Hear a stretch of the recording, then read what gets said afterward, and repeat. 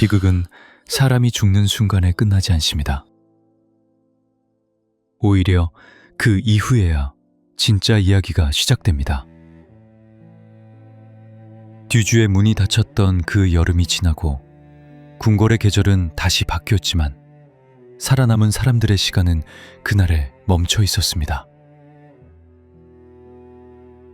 제10장 한중로.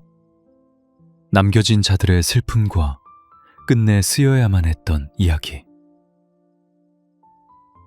뒤주 속에서 마지막 숨이 사라진 뒤에도 궁궐은 아무 일도 없었다는 듯 묵묵히 하루를 이어갔습니다.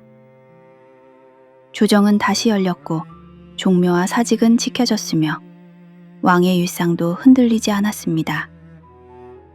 그러나 그날 이후 살아남은 사람들의 가슴에는 지워지지 않는 여름이 남았습니다. 그 여름을 가장 오래 견뎌야 했던 사람은 남겨진 아내였습니다.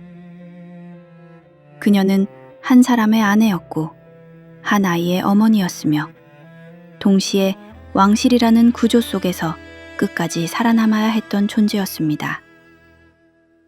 남편의 광기와 점점 무너져가는 얼굴을 가장 가까이서 보았던 사람. 밤마다 언제 문이 열릴지 모르는 공포 속에서 아이를 품에 안고 숨죽여 잠들어야 했던 사람. 그녀는 남편이 던진 물건에 맞을 뻔했고 갑작스러운 분노 앞에서 자신의 목숨을 걱정해야 했습니다. 하지만 그보다 더 두려웠던 것은 아이의 미래였습니다. 남편이 무너질수록 아이 역시 함께 끌려갈 수 있다는 사실을 그녀는 누구보다 먼저 알고 있었습니다. 그래서 그녀는 울면서도 침묵했고 살아남기 위해 감정을 숨겼습니다. 그 선택이 남편을 구하지 못할 것이라는 사실을 이미 알고 있으면서도 그녀는 아이만큼은 살려야 했습니다. 그 아이는 그날을 10살의 나이로 지켜보았습니다.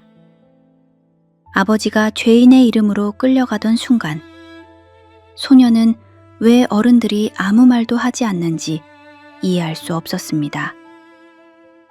아버지를 부르려 하면 주변에서 손이 붙잡혔고 울음을 터뜨리면 조용히 하라는 눈빛이 돌아왔습니다. 그날 이후 소년에게는 아버지를 부를 이름조차 허락되지 않았습니다.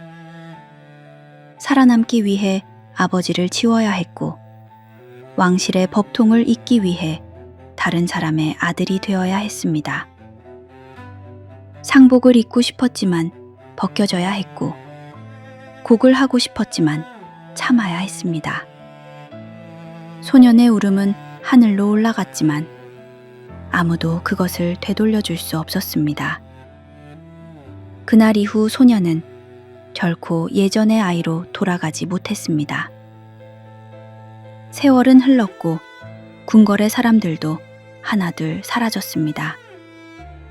그러나 그 여름을 끝내 손에서 놓지 못한 사람이 있었습니다. 그녀는 자신의 삶이 끝나갈 무렵 조용히 붓을 들었습니다. 그녀는 변명하기 위해 쓰지 않았고 누군가를 비난하기 위해 쓰지도 않았습니다. 다만 아무도 말해주지 않았던 시간을 기록하기 위해 글을 남겼습니다. 남편이 어떤 사람이었는지, 어떤 순간에 무너졌는지, 그리고 자신이 왜 침묵할 수밖에 없었는지를. 그 기록은 궁중의 문학이 아니었습니다. 그것은 평생을 따라다닌 공포와 죄책감과 살아남은 자의 고통을 하루도 빠짐없이 껴안고 쓴 한 사람의 증언이었습니다. 그녀는 자신의 글이 후세에 어떻게 읽힐지 알지 못했습니다. 다만 한 가지는 분명히 알고 있었습니다.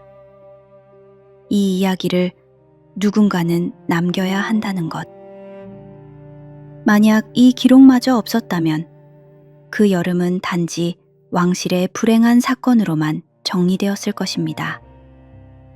하지만 그녀의 글이 있었기에 우리는 뒤주 안에 갇힌 것이 단지 한 사람의 육신만은 아니었다는 사실을 알게 되었습니다. 사랑이라는 이름의 강요, 침묵이라는 이름의 보호, 그리고 말해지지 않은 선택들. 그 모든 것이 한 인간의 삶을 어떻게 천천히 무너뜨리는지를 이 기록은 증언합니다. 뒤주에 갇힌 것은 한 사람의 몸이었습니다. 그러나 그날 이후 역사는 그 여름을 하나의 기록 속에 가두었습니다. 그리고 그 기록은 지금까지 우리에게 말을 걸고 있습니다. 어떤 비극은 잊히지 않기 위해 끝내 글로 남겨져야 했다고. 구독과 좋아요는 큰 힘이 됩니다. 감사합니다.